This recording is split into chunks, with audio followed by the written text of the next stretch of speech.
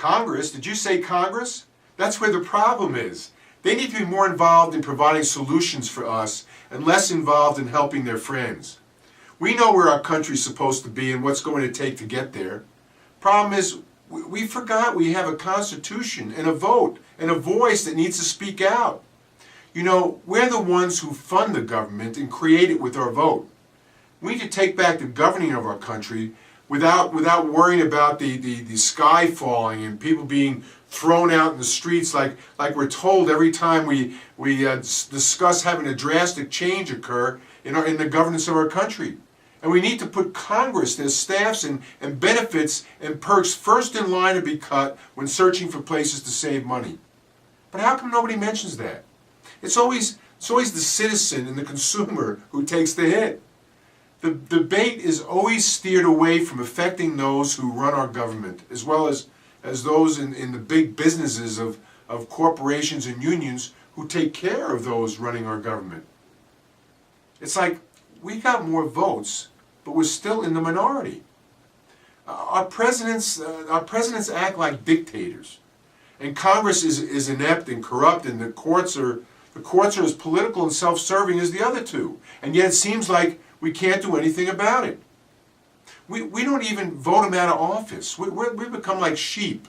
Like we don't have a choice when 95% of the people that get elected are the ones that spend the most money. That's who we vote for. You know, as a matter of fact, it looks like sometimes we're going backwards. Think about it. Think about where we came from. Look how long it took to get, for example, how long it took to get blacks and women to vote.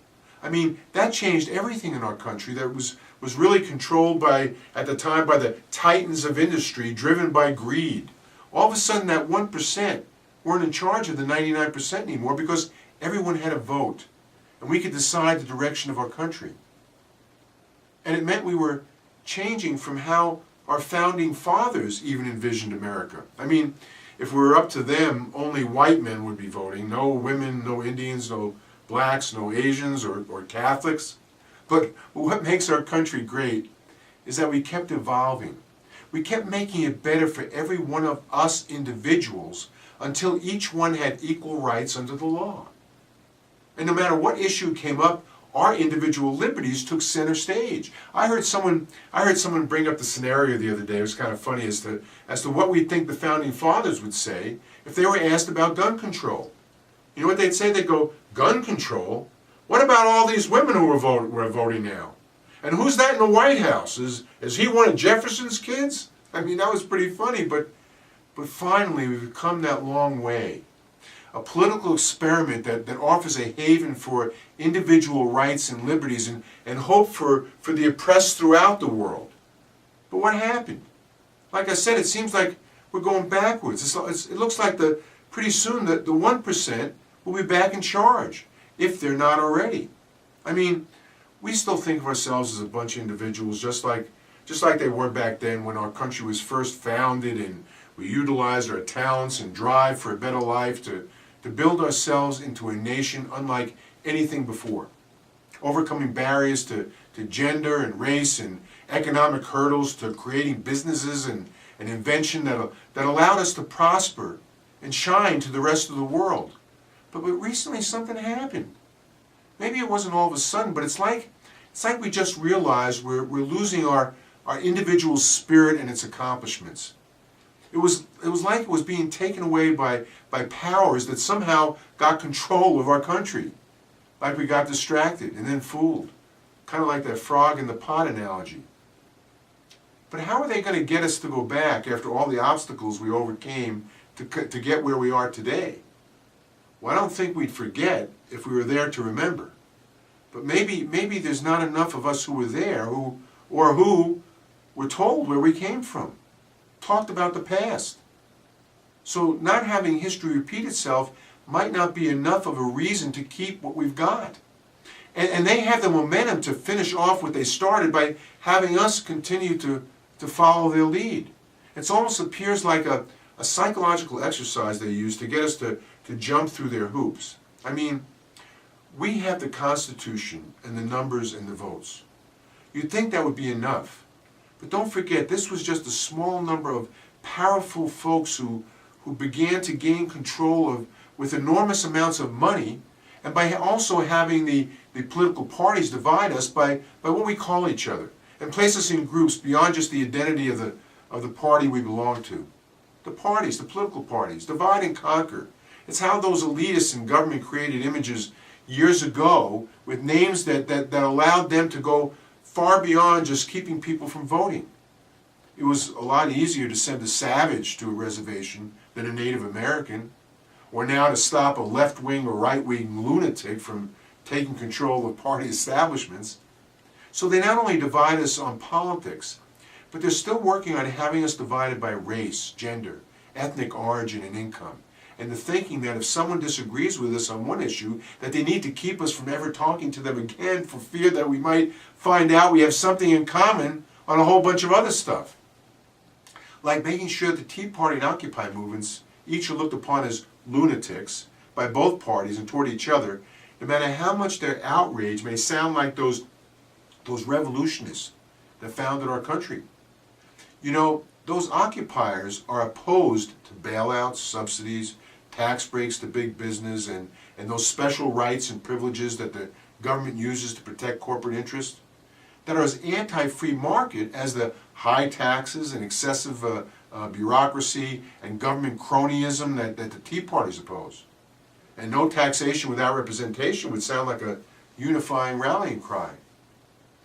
But those in charge keep us divided by getting us focused on how different we are from each other, so that we can't and don't figure out how different we are from where the government's taking us. No matter what you think about those two movements or others, or at least they're trying to bring about a change that's been denied by those in power now, and those trying to get more power now. But time's running out. Listen, we've let this stuff get way beyond where we can hardly ever hope to get control again. It's all being done in the midst of checks and balances of government. You see, most people forget that there are three branches of government. They usually forget the courts. But even with the courts involved, checks and balances don't mean a thing when the government is no longer controlled by us, the governed. And there are even times that the courts seem to have more power than the other two.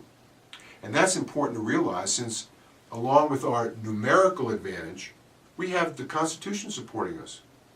So you would think with the perceived fairness and the quest for justice and the rule of law and of the Constitution, us average Joes and Janes would have our voices heard with the courts, especially the all-knowing Supreme Court.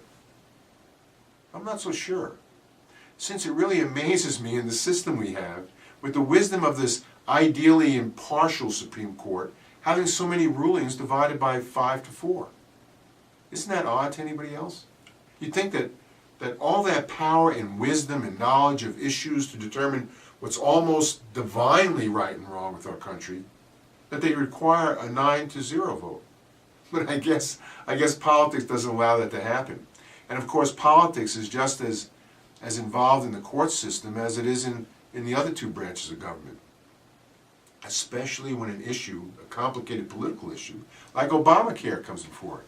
I mean, are we supposed to actually think that justice will prevail in the court and justices will be impartial or even obey the law themselves when they have a personal bias and maybe even refuse to disqualify themselves? Come on, that just shows what a farce our political system has become. So you've got somebody like Clarence Thomas, his wife, who lobbied for the healthcare industry, and Justice Kagan, who helped pass Obamacare through Congress for the president who appointed her to the Supreme Court. One has the influence of a boss, and the other has the influence of a wife, both pulling in different directions on Obamacare. And guess which way each one voted? I mean, if you can't trust these justices who were appointed for life to the Supreme Court, so they wouldn't have political pressures in their decision-making, who can you trust? Well, we should be able to trust the Constitution, provided we get strict, accurate, and restrained interpretations. Regarding the Constitution, I mean, that's our only hope.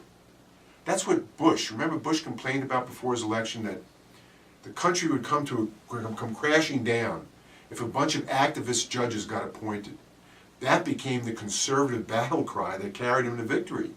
And so Then comes another great interpretation involving one of those 5-4 votes, called Citizens United, with the justice appointed by Bush becoming the activists by overturning the court's ruling of many years that corporations were not individuals.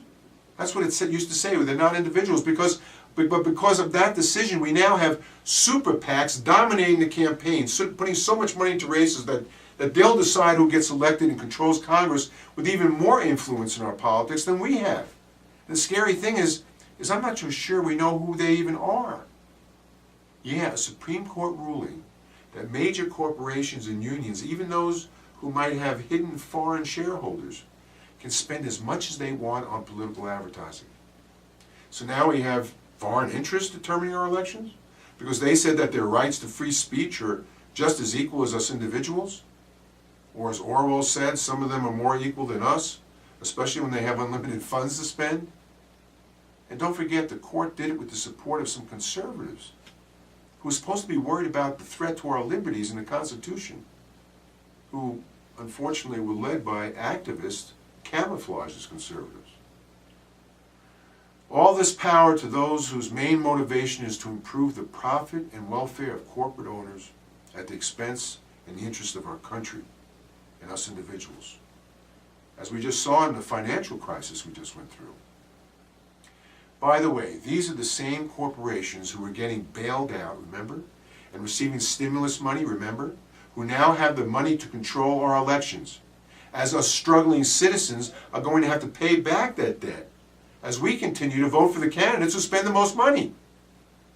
Hello, we're cooked.